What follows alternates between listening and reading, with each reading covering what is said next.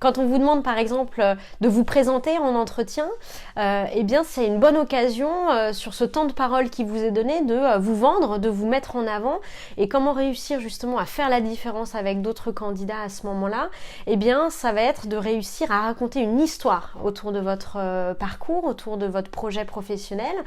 Plutôt que d'être dans une récitation de votre CV en allant reprendre de manière chronologique votre formation, eh bien le fait de pouvoir essayer de trouver une accroche vis-à-vis du recruteur pour raconter votre histoire va vous permettre de vous vendre de manière beaucoup plus personnalisée auprès du recruteur.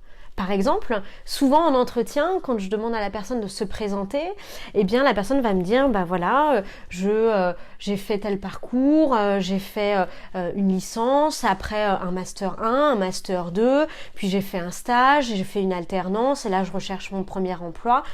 Si vous voulez, le fait de me réciter de manière chronologique le parcours ne m'apporte pas de valeur en tant que telle par rapport à la simple lecture de votre CV. Par contre, si la personne me dit « écoutez, moi je suis passionnée d'informatique et j'ai découvert le domaine de l'informatique à tel âge quand j'ai été en relation avec telle personne et j'ai tout de suite eu envie de travailler dans l'informatique, j'ai du coup choisi un parcours dans une école d'ingénieurs réputée pour...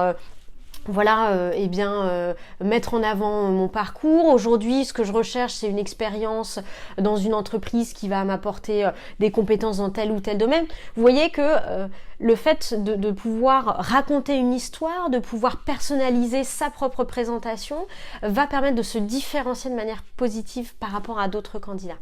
Donc c'est un exercice auquel il faut se préparer pour pouvoir être prêt le jour de l'entretien.